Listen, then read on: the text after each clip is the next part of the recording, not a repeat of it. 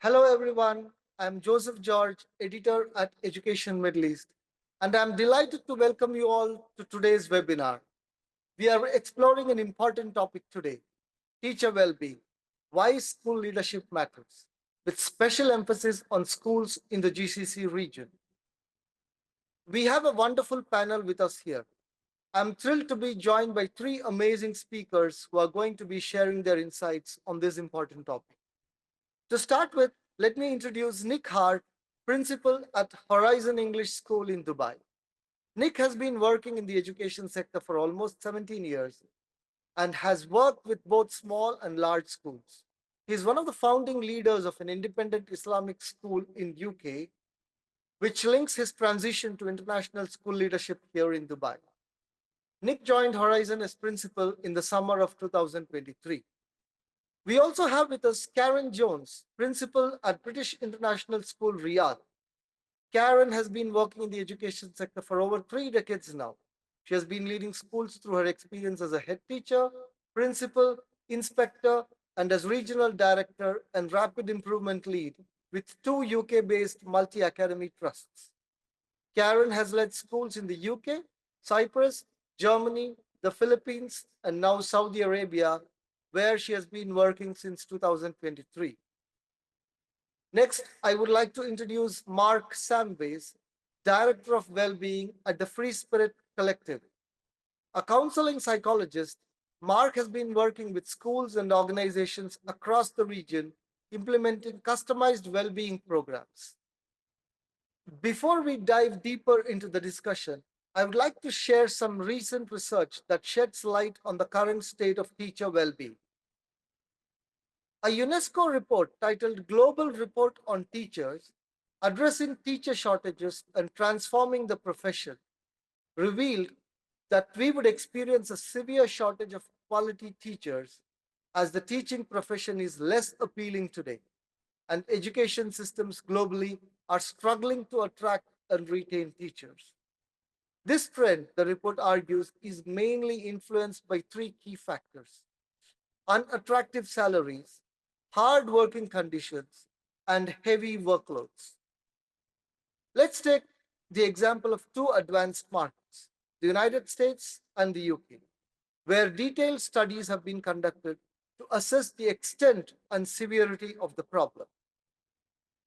In the US, for example, a recent survey by Rand Corporation indicated that on average, teachers worked more hours per week compared to other working adults. While average adults in the US registered 46 hours of work per week, teachers clocked an average of 53 hours, which is 7 hours or almost an additional day's work more. What's more, one-fourth of the work teachers did on average was uncompensated. Now, during the survey, only 34% of teachers said that their base salary was adequate, compared with 61% of working adults. Similarly, in the UK, a recent government report found that school leaders and teachers worked an average working week of 58.2 hours. Well, if we thought the US was bad, the UK numbers are worse. About 88% of teachers in the UK agreed that they experience stress at work, while 63% of teachers said their job negatively affects their mental health. Among those planning to leave the state education sector, a majority of 94% indicated high workload, while 84% blamed stress or poor well-being as reasons for them to have decided to leave the state education sector. If this is what teachers are going through in the US and the UK, the less said about the other markets, the better. So this webinar today is an attempt to address this issue, especially in the context of what the school management and leadership can do to promote teacher well-being. As you know, the well-being of our teachers is crucial for creating a positive learning environment and improving student outcomes. Let us start the discussion with you, Nick. What do you think is the state of teacher well-being as far as the region is concerned? First of all, I think that it is rightly talked about as something that's important, but the difference between talking about it and doing things that impact it can be quite different. It's, as you alluded to, it's fundamental to success. So school leaders often talk about putting children first, which is a very noble kind of sentiment, but look what happens when we put children first. You have teachers working long hours, burnt out, and so my opinion is that in order to put children first, you have to put staff first. You need teachers in front of children who are well rested, who are motivated, who are experts, who want to be there, and I think putting staff first is probably the right thing to be doing. And in terms of the region, I'm in Dubai, and Dubai is growing. There is a huge future need for teachers, and therefore we need to be able to retain teachers that already work within our schools, but also to attract great teachers from all across the world, where we can make sure we've got the great teachers in front of children. And so there's a real kind of feeling at the moment about what are some of the things you've mentioned. Are packages as good as they used to be? Some say no. And so a huge part of that is paying people enough to stay, paying people enough to get them through the door. But then after that, it's about the environment that we create, the culture and the climate that they experience day to day. I think it's certainly something that is rightly on the agenda here in Dubai, but there's still a lot of work to do in individual schools to make that a reality. Mark, having worked with various schools, how do you think schools in the region are prioritizing teacher well-being? I think the region's doing a really good job, to be honest, in terms of it's not afraid to make change or to try and be innovative. And I think we've seen that. We were talking before about Sharjah going to a 4-day week, and when I work with various different schools across the region, lots of them are trying different things, and are being quite brave in some of their decision making, which I really admire. It takes a lot to go against the flow sometimes, and to make these changes, and there's inevitably some backlash somewhere from someone about something. So I do think the region is doing a particularly good job, and I think that the research would kind of support that schools are not, as Nick said, it's one thing talking about it, it's another thing trying to action it. But if you look at the most recent data, employees and teachers are feeling like their environment is improving. It's not going to be a fast fix. But the data's moving in the right direction. It's still got a long way to go. Don't get me wrong. It's a brutal profession at times. But I think it's doing a good job. Karen, what's your take on how the region fares when compared to maybe more advanced markets like the US or the UK? We know as leaders that staff are really our most important resource, but we also know that there are so many growing pressures on teachers now in education from so many different conflicting areas, that actually it does become vital for us as leaders to protect them, and and actually take whatever measures we can to make sure that well-being is really high on our priorities. I think the profile and the awareness of the importance of teacher well-being is growing. But I do also think that, and I think where we benefit in the region is being members of organisations, global organisations. That means that we can leverage from best practice, and that we can actually look at how we can prioritise that. But also being aware that there are times as well that focus on mental health in particular can sometimes be seen as a stigma, and sometimes staff can feel awkward, embarrassed, or even uneasy about seeking help. And I do think that that's something within our region where we do need to try and break some of those barriers down. I don't think those barriers are in place as much, for example, in the UK. And so for me, I think whilst it's improving, it's a mixed picture at the moment. Nick, are teachers better off in the region here when compared to the UK and the US? I think teachers are better off here for a number of reasons. I think comparatively, the challenges of, in my experience, state education in the UK, there are when you the numbers you shared about working hours and particularly is I think is better here, but also the challenges of the kind of things that teachers deal with in the UK. So that come out of things like poverty and poor funding and poor access to external services. We don't have them here. And so my opinion from a relatively recent move in the UK is that teacher wellbeing and conditions are better here than in the UK. What do you think, Karen? Are teachers better off in the region, especially Saudi Arabia, compared to the UK and the US?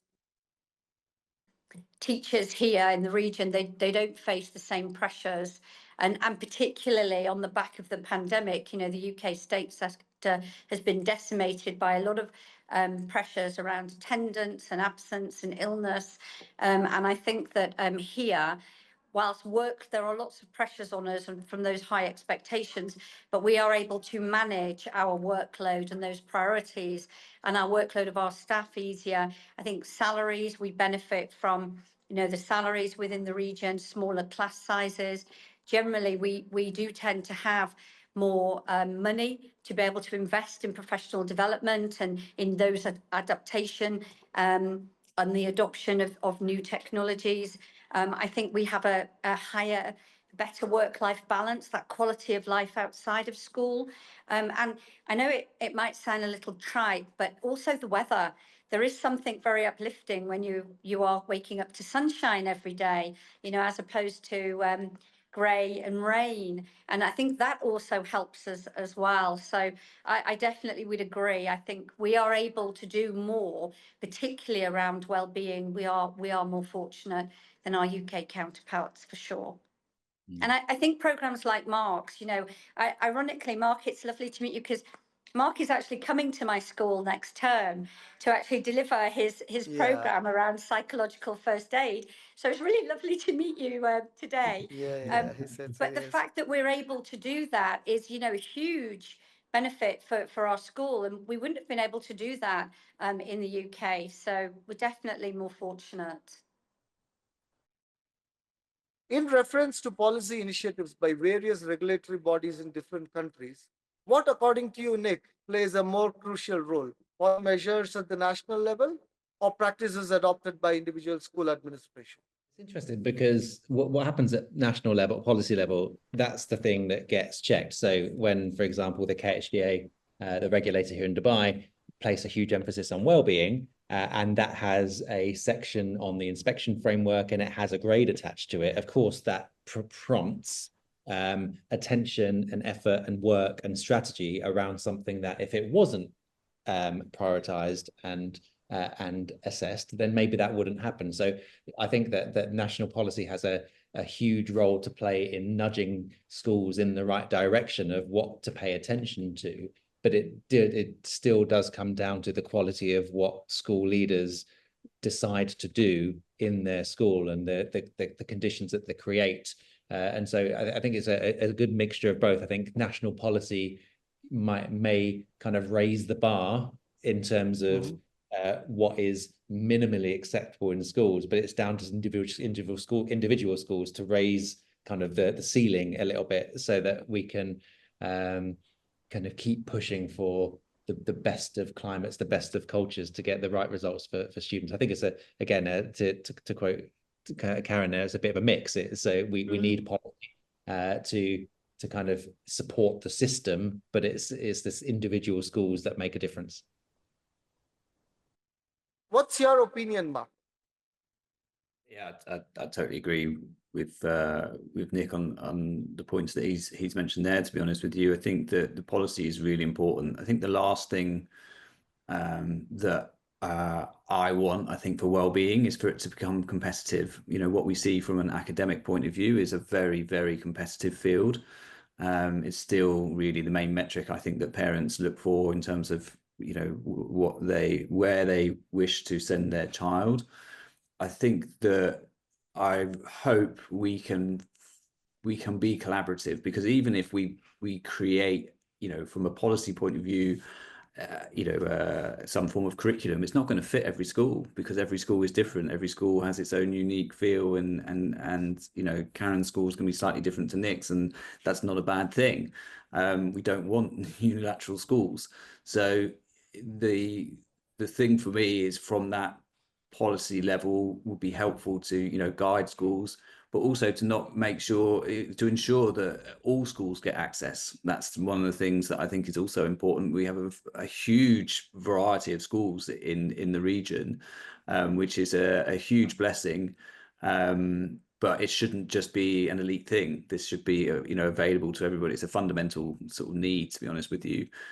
So that's my hope as we develop this from a policy point of view, is that we therefore enable best practice to be shared. And there's lots of, you know, platforms like this and various other ones that we can share best practice and what's worked and how have we got there and what mistakes have we made. And because we, you know, we're all fighting the same fight, and we just need to stay on the same side. I agree, Mark. Like, There's a good point there about collaboration. We work in competition. We do, against other schools. There's a competitive market for private education, but we work within a system. The system, in my case, in Dubai, the Middle East, the GCC, and so there can be a reluctance to collaborate with competitors. But I think in this case, and when it comes to wellbeing, we're doing a service to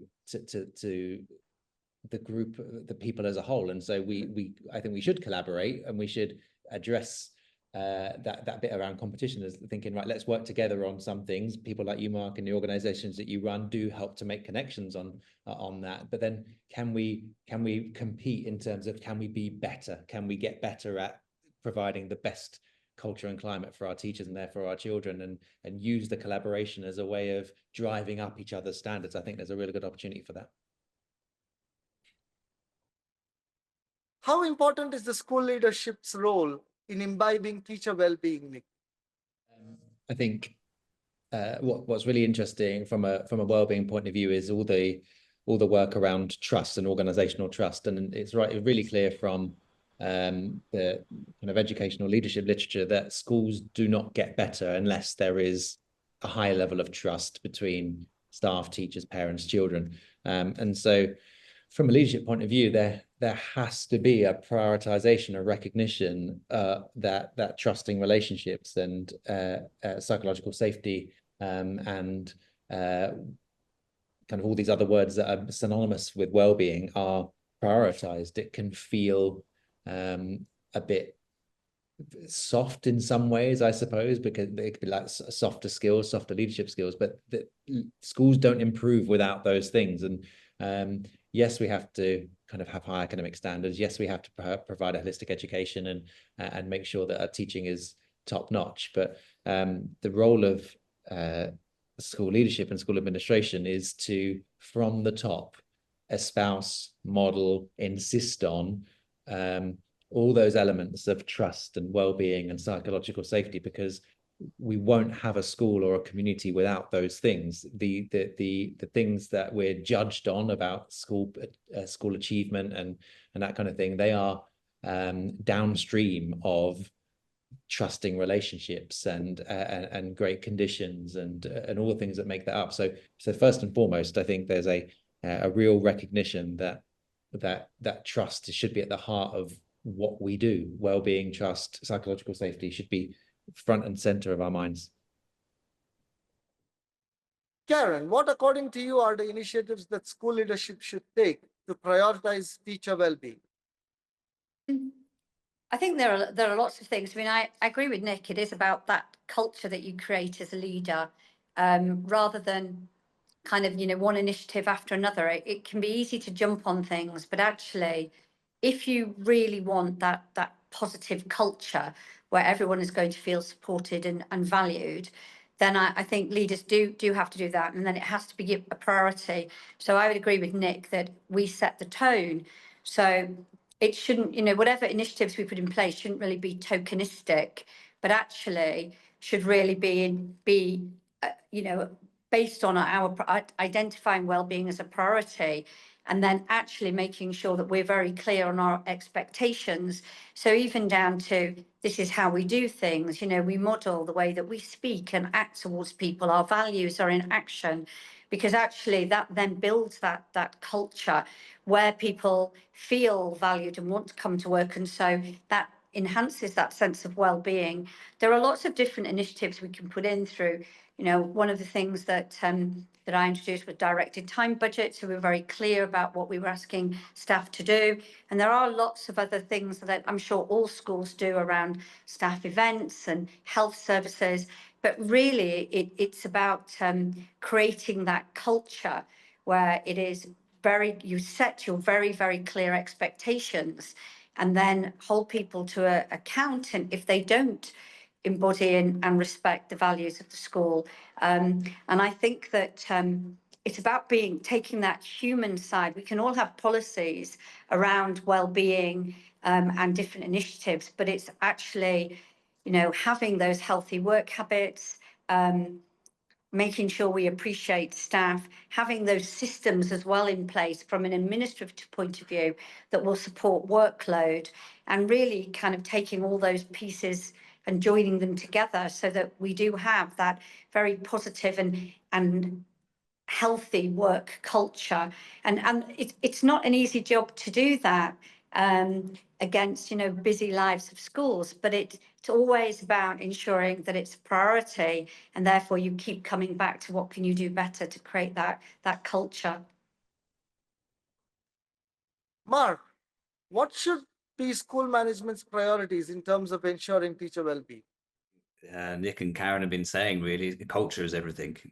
Without a culture, it just doesn't work, and it becomes very, very disjointed. So look, I think sometimes people get stuck on the fact that we're focusing on well-being means we should see, some drastic reductions, but actually, having mental health is a part of everybody's life. So we're all going to have struggles with it invariably at one point or another. And I think it's how schools show up when those times happen, because that's then speaks to culture. And I think Karen mentioned as well about some benefits, and you can think about medical insurance for this part of the region and things like that, or what additional support do they need in their time of need. It's not about almost like a unilateral policy, but can we provide that individual care in that individual moment where it's required. And that really does sing to the culture of the school, and people feeling safe to say, do you know what, I'm struggling and I don't feel like this is going to jeopardize my ability to get a promotion or to do anything else. It's not going to be used against me, so to speak. And we're not going to have this perfect culture of well-being, but people can feel safe coming to work, as Nick said, and feel supported and feel like they can raise their voice, or to express their own opinion. And money isn't everything. We're speaking a lot about salary, and the research is very clear on that in terms of how much that's going to help and how much that's going to encourage people.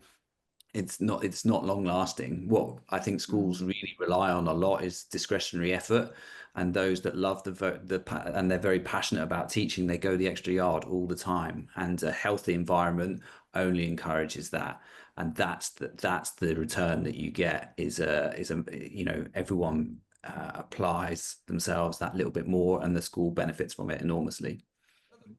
Can we compete with other industries that offer flexible working? No, of course not. We need teachers in front of children every day. So our working patterns are quite fixed. And Mark's quite right about the salary thing. Even increases in salary don't last that long before the feeling of wanting more is just human nature. So one other thing I'd add there is that when it comes to well-being or culture, sometimes those words can be quite fuzzy. They can be quite vague. And so from a school leadership point of view, it's really important to have a very clear idea that we can then communicate what we mean by that. And one of the things that we've found really helpful at my school is that we have a model for how we talk about well-being and authentic happiness. It comes from Martin Seligman's PERMA framework, where the the aspects of well-being and authentic happiness are people need to experience positive emotions. So us as a leadership team, are our teachers experiencing positive emotions every day? What are they? Are we planning for them? Are we pointing them out when they happen? The E in PERMA is engagement. So do our teachers feel that flow of being really good at their jobs? Are we training them enough for them to feel good at what they do and to lose themselves in time? That feeling of flow is when time passes really quickly and you don't realize because you're enjoying what you're doing and you're feeling good at it. The R in PERMA is relationships. Now, if we're all working in probably transient communities where people come and go, it's the international school scene. So can we focus on relationship building among staff and make sure that even though many may be away from their families, do they have connections with other people? The M is meaning. So are our teachers doing meaningful work? And you work in a school, you're going to do meaningful work, but do they recognize that as meaningful? And then finally, the A in PERMA is about achievement. Do our teachers feeling successful? Do they know what they have achieved? And when Martin Seligman's research there is that when people feel positive emotions, engagement, relationships, meaning, and achievements, that is a huge contributor to authentic happiness, and in our case, well-being. And so therefore having a model for how we think and talk about well-being is so important, because then we can use that to design elements of our school life. What is the teacher's experience day to day? Can we use that to design it for them? I think that's really crucial for a school leadership point of view.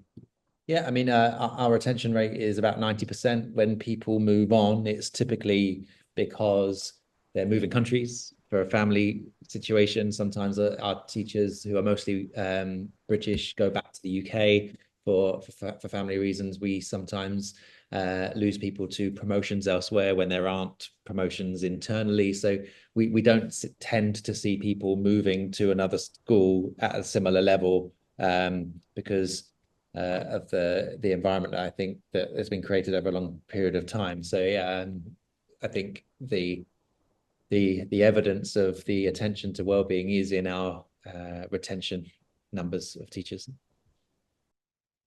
Karen, what according to you are the best practices that schools in the region can adopt to ensure a healthy teacher retention rate? I think as has been mentioned, it's identifying the fact that well-being is a clear priority for schools. And I love the idea of Nick's framework. We have something similar at BISR. We have a well-being framework and we have a well-being pillar. So again, that underpins what we do both inside the classroom for students, but outside as well for staff. And I think it's having those, doing exactly what Nick said, making people feel valued and supported, recognising that when you're actually living and working away, perhaps from your home networks, that can at times make people feel a little bit isolated. And that a bit like with the salary, when you first move to a new place, it's new and it's exciting, but then sometimes that homesickness can settle in. And I think having those strategies in place whereby you recognise that you've got to provide that support both for your existing staff and new staff. So around the arrival in the country, the induction that they get, the support that they get in terms of settling, and then also once they are settled in, actually it's the little things, isn't it? Being available and listening. And exactly as Mark said, just creating that culture where staff can come and talk to you about a problem without it fearing that it is going to be held against them. So having that open door policy, being flexible. You may have a policy, for example, on leave, but perhaps being willing to flex a little bit if that member of staff needs something beyond that and needs some support, because that's when I think when staff feel that they are looked after, that's when they stay, because they genuinely know that they are important to you as a leader. So I think those little practices, those little initiatives are actually more important than the money and sometimes the professional development. And I think it was Mark that mentioned staff voice, knowing that you will listen to staff and take what they need, and touching base and actually taking that temperature check of your staff morale. I think those things actually create that feeling of being valued, and that's what encourages people stay in the organisation. When they do move on, for us, very often it's they want a change of scenery, perhaps from Saudi, or it is promotion, or it's a personal issue. But I think leaders who are there for their staff, I think that actually is the one of the best kind of practices that schools can put in place, to be honest. Mark, what role does the curriculum play in enabling teacher well-being? Let's say when compared to the IB versus the British curriculum or the CBSE or the ICSE curriculum that the Indian schools follow? It was interesting when Dubai did the wellbeing census across the students. So we did it for about 5 years, I think, and got an awful lot of data. It was very interesting to see the variance between, and this is at a student level, the variance between curriculum and mental health and well-being. It was quite, they were different across the different curriculums. And so whereas the UK sort of curriculums was quite low on mental health, but then slightly higher on well-being, I think it was, off the top of my head. But then I think the Indian curriculum scored very highly across both, and I think that's sort of that, to me, that feels a bit more of that collectivist culture that I think we're all very lucky to be a part of in this region.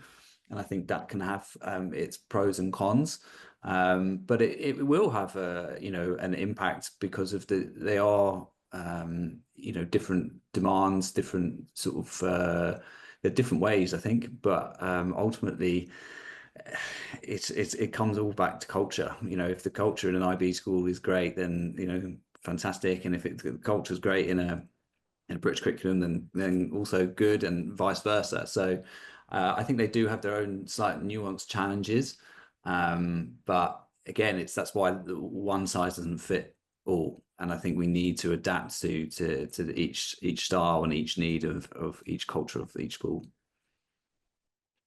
How do we balance extra budget allocations, expenditure towards prioritizing teacher well-being versus profitability? Now, it's not just about the education sector. It's the same when it comes to employee well-being in other sectors as well. It's always an issue, isn't it? Kind of that balancing of profit versus well-being. It's complex. It's never as simple, I think, as one against the other. But I think it comes back to, is it a priority? So if you are, as a school leader, accepting that well-being is a clear priority, and will continue to be a priority, then it's actually about is that part of your mission, of what you want to do, your values?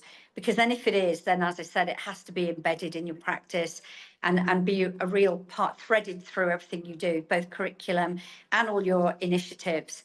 And I think once school leaders or a school accepts that, then actually they will find the money to support that practices. And we're a not-for-profit organisation, but we can still, we have social enterprise model. We can generate revenue as well for us, and a lot of schools will do that.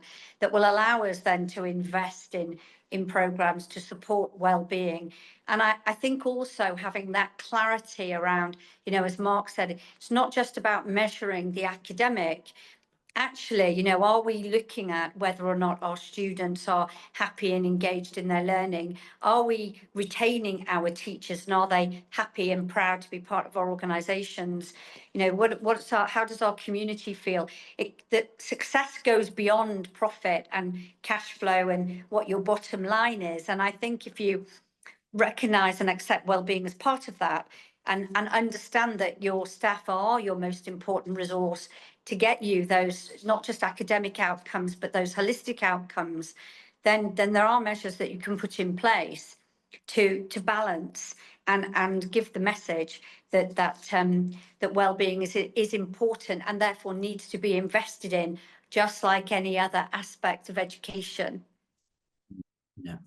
I totally agree with Karen on her points there, to be honest with you. The sad thing is, the reality is that wellbeing is expensive. No matter what way you cut it, going the extra mile for people is expensive, and whatever that looks like. So it is, I think, a cultural decision. But I think there's different opportunities. Again, in the not-for-profit, they've got a slightly different model and different opportunities. But then with Horizon as well, being part of a big group, that also provides a lot of opportunities in terms of doing it across the schools and really utilising the network. And some of the things, been lucky enough to speak with Cognito a few times. It sounds amazing, their ambitions and their philosophy, and it sounds brilliant. I'm really looking forward to coming to see Karen in a few weeks' time. And it's honestly really impressive to hear the different things that the schools are doing in the region. And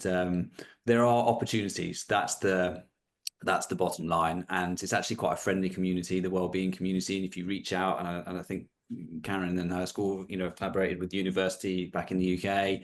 And, there are these opportunities to do that. And when you collaborate, that's really where the change happens. And I think, Nick and Horizon and Cognito will be doing the same thing. And, if we can play as the Free Spirit Collective a very small role in each of these individual journeys, then we would love to be part of that too. What's your take on it, Nick?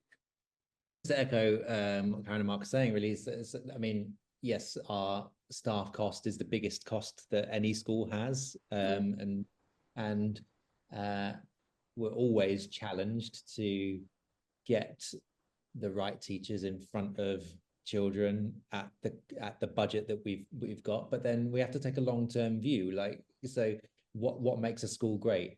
It's not the building, it's not the fees. It's what makes a school is the relationships that go on in the school. So you need longevity, you need retention, you need kind of a prioritization of culture in order to be profitable. So when if people take a short-term view on this and just look at the black and white on a spreadsheet, then they're going to make mistakes. But when like I think like Mark and Karen said, if you prioritize culture, well-being, happiness, then and get that right, then success will follow, profitability will follow, and we're lucky we have the support of a global group that does just that. We prioritize well-being, happiness, because they know that that's what's upstream of success. What would be your recommendation as far as things that the school leadership and the management should keep in mind? So one for me is to take a real good look at the rhythm of the year. So what happens typically in schools, right? So we work on August to July, and we start the year afresh with teachers have a new bunch of children that they're working with. Sometimes those teachers are new to the school. Sometimes, in most cases, the children are new because the teachers don't know them. And what's that like for teachers? Oh, and maybe they also have a new team. So maybe they've got a couple of different teachers in their team or their department that they don't know. We often make the mistake of throwing everything at teachers in that initial induction week. We hit them with a school improvement plan. You've got to do this, this, and this, and there's a new initiative on this that you have to do. And it's horrible to watch people struggle with setting up their classroom routines, getting to know new children, getting to know new families, and like grappling with all the stuff we want them to do. And I think one of the things that I'm proud of that we do here is that we split the year up into phases. So in the beginning of the year, we call this the alignment phase, where we don't ask teachers to do anything new. We're not introducing school improvement plans. We're not kind of launching initiatives.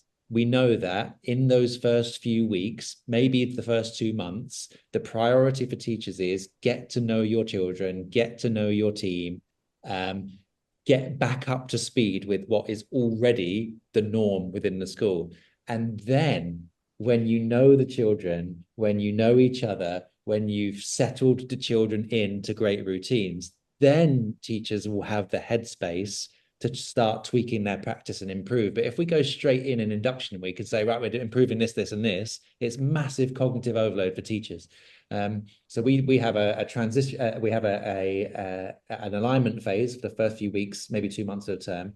Then we deliberately have this improvement phase where when we know that teachers and children are ready for changes to practice, then we can start to introduce that. And then at the end of the year, we work through a transition phase where we think, all right, let's just, although we're still teaching these children here, let's just get our heads into what we need to maybe think about for next year so that we can hit the ground running in the beginning of the next year. That beginning of the year that's really crucial to solely focus on connection, relationships, routines to make sure the year goes well from the outset. So I think having a rhythm of the year and being really clear with our expectations of what we want from teachers at different points of the year can have a massive influence on their well-being. Karen, what are your recommendations? I'm a great fan of mapping your strategic against your operational and recognizing that certain points of the year are hotspots and, tension areas, and actually being very clear about what you can and can't do at those particular times of the year. So I would definitely agree with Nick in terms of for leaders to be aware of that. And I also think that the other thing is actually about being visible, being approachable, so that teachers can come and talk to you, but also it's always, isn't it, about those connections. We've all said the importance of making connections, whether they're with colleagues or relationships or with other schools, and actually learning from each other. And I think the more we do that and recognize that this is an area where we shouldn't be in competition, but actually should be collaborating and looking for where we can leverage from others' experience. You asked right at the start about what's happening in the region, and in Riyadh in May, there's going to be a corporate wellbeing summit, but my deputy head, my wellbeing lead, will go to that to see what can we magpie, what can we learn from the corporate world. And again, as with Mark coming across and having those connections and not being afraid to reach out and say, I'm going to reach out to Nick after this webinar and say, I love that framework, can you share that with me? And I think it's about being bold and saying, this is an area of such crucial importance for us all, that actually working together in whatever way we can and make those connections with other leaders, with other organizations, to see how we can learn and improve. That for me, that's vital to keep doing that, so that we can improve our own practice on the ground for our staff. Finally, what's your take, Mark? Honestly, that's the key with it. It's being patient, trial, error, learning, adjusting, but not just being too quick to to make changes. And I think, as Nick said, you just different initiatives all the time. You've just got to be patient. Sometimes it will really work, sometimes it won't, and both are absolutely acceptable because it's still going towards an overall goal. So don't worry if it doesn't quite go to plan. We stay curious, we reach out, we connect, we collaborate, and that power of curiosity is always a superpower. So, but just be patient with it. I think we have more or less covered most important aspects. I would like to thank our panelists, Nick, Karen, and Mark, for joining us today and sharing their thoughts on the subject. And a big thanks to our wonderful audience too. We hope today's session has sparked meaningful conversations and given you some valuable insights to reflect on. Thank you all for being a part of today's webinar. Bye.